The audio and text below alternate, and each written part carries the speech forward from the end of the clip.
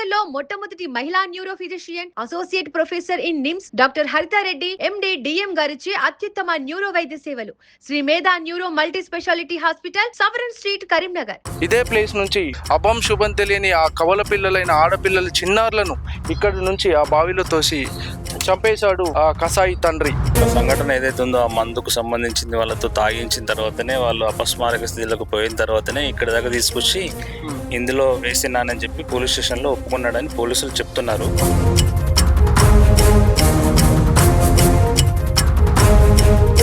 ఒక పాప ఫస్ట్ పడేసిన పాప లోపలికి వెళ్ళిపోయింది. ఇద్దరిని ఒకసారి తీసుకురాలేదు అతను. ఫస్ట్ ఒక పాపను తీసుకొచ్చి వేసాడు, రెండో పాపను తీసుకొచ్చి వేసి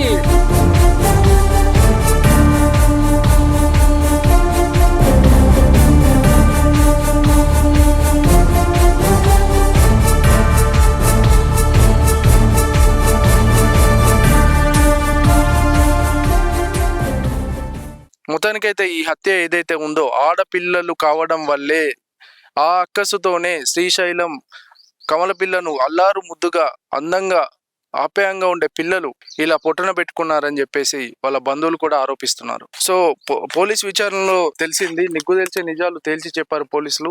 అక్కడ మీరు అటువైపు చూసుకున్నట్టయితే బావి ఇటువైపు ఉంది, అటువైపు ఆ చెట్ల దగ్గరే గడ్డి మందు ఆ పిల్లలకి ఇద్దరికి తాగించి ఇటువైపుగా ఈ బావి దగ్గరికి తీసుకొచ్చి ఇదే ప్లేస్ నుంచి ఇద్దరు అభం శుభం తెలియని ఆ కవల పిల్లలైన ఆడపిల్లల చిన్నారులను ఇక్కడి నుంచి ఆ బావిలో తోసి చంపేశాడు ఆ కసాయి తండ్రి. అంటే హత్య చేద్దామని వాళ్ళను చంపేద్దామని ఫిక్స్ అయ్యి ఇక్కడికి తీసుకొచ్చాడు. కానీ ఎప్పుడు తరచూ వాళ్ళ ఇంట్లో గొడవలు జరుగుతూనే ఉన్నాయి.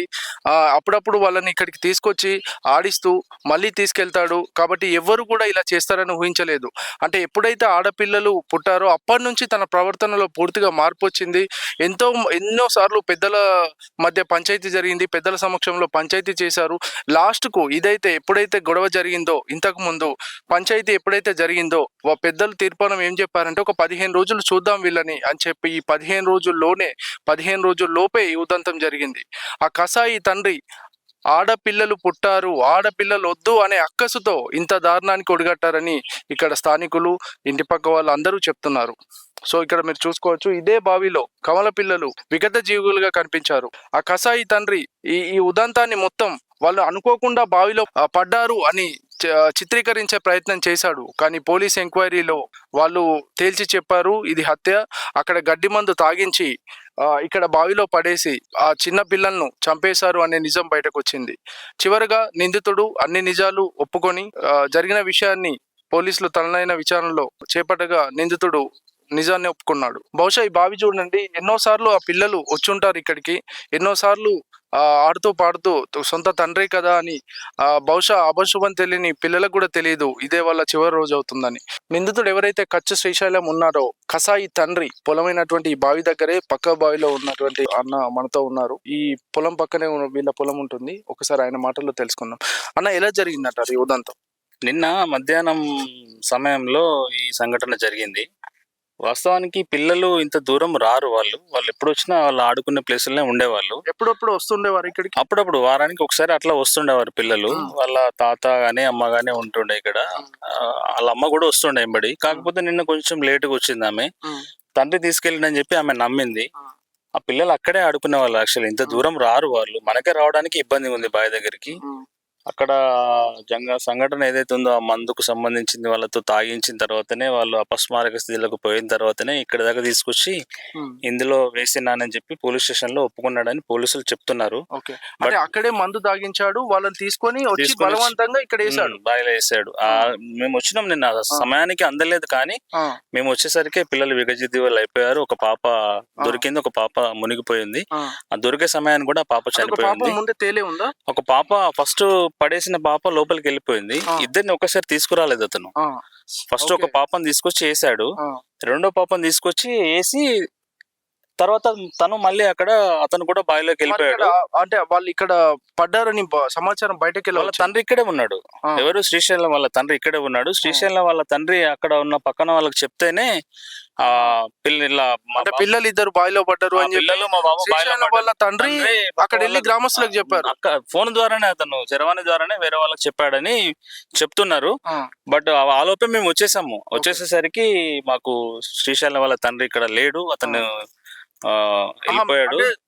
ఫోన్ ద్వారా సమాచారం ఇచ్చాడు ఇచ్చి కానీ ఇక్కడ లేడు. లేడు, అతను వెళ్ళిపోయాడు. శ్రీశైలం ఒకటే బావిలో ఉన్నాడు. అప్పటికే శ్రీశైలం ఇక్కడే ఉన్నాడు. బావిలోనే ఉన్నాడు మేము వచ్చేసరికి.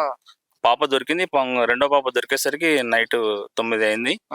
అంటే పోలీసులు ఇక్కడికి రాకముందు ఆయన ప్రవర్తన ఆయన ఒప్పుకున్నాడా? అతను ఈ ఫస్ట్ పాప నాకు తెలియదని మాట్లాడాడు. రెండో పాప మాత్రం జారిపోయి పడ్డది, ఇది నేను కాపాడే ప్రయత్నంలో నేను బావిలోకి వచ్చినా అని చెప్పాడు. కానీ ఫస్ట్ పాప తెలియదని చెప్పాడు. ఫస్ట్ స్టేషన్కి వెళ్ళి విచారించేదాకా రెండో పాప అడ్రస్ చెప్పలేదు. ఆయన పోలీసు వాళ్ళు వాళ్ళ ప్రయత్నం వాళ్ళు చేశారు, వాళ్ళు వెతుకుతూనే ఉన్నారు. చివరికి రాత్రి 9 గంటల ప్రాంతంలో పాప దొరికింది. గ్రామస్తులు, గ్రామ సర్పంచ్ వాళ్ళు, అధికారులు, యూత్ అందరూ పెద్ద ఎత్తున అందరూ వచ్చి పోలీసు వాళ్ళ సహకారంతో తమదైనటువంటి సహకారం చేశారు. లైట్లు అన్ని అరేంజ్ చేసుకొని ఇదంతా చేశారు. కానీ ఇంతటి దారుణానికి ఒడిగినటువంటి శ్రీశైలాన్ని మొత్తం ఖచ్చితంగా శిక్షించాలని కోరుతున్నాము. ఇది ఎంతవరకు సమంజసం కాదు. ఆడపిల్ల కావాలని ఒక ప్లానర్ గానే ఈ చేశాడు. ఇప్పుడు ఇక్కడ ఉన్నటువంటి మనం నిన్న జరిగినటువంటి సంఘటనలు చూస్తే కావాలని శ్రీశైలం పిల్లల్ని కడదీర్చాలని చెప్పేసి ఒక పథకం ప్రకారమే ఇది చేశాడు. అది అనుకోకుండా పొరపాటుగా పిల్లలు ఇంత దూరం బాయికట్టుకు అయితే రారు. మనము పిల్లలు నడవడానికి కష్టంగా ఉంది. అది కావాలనే శ్రీశైలం ఇట్లా చేశాడు. అతను పూర్తిగా ఎలాగంటే ఒక అపరిచితులాగా తయారైపోయి పిల్లల మీద అంత కక్ష పెంచుకొని ఇంత దారుణానికి ఒడిగట్టాడు. అటువంటి వ్యక్తిని మానసికంగా అతనికి ఖచ్చితంగా అతనికి చట్టపరమైనటువంటి శిక్ష ఏదైతే ఉందో ఇప్పుడున్నటువంటి న్యాయ సంస్థల మీద మాకు నమ్మకం ఉంది. ఖచ్చితంగా అతనికి నిండు ప్రాణాలు తీసినటువంటి శ్రీశైలంకు ఖచ్చితంగా శిక్ష పడాలని మేము కోరుకుంటున్నామండి. మొత్తానికైతే ఇక్కడ జరిగిన సంఘటన జూబ్లీ నగర్ ప్రజలను, స్థానికులను చాలా విషాదానికి గురి చేసింది. అందరూ కూడా చాలా దిగ్భ్రాంతిలో ఉన్నారు. కెమెరామెన్ చింటూతో సదాచారి, కరీంనగర్ సుమన్ టీవీ నుండి జూబ్లీ నగర్.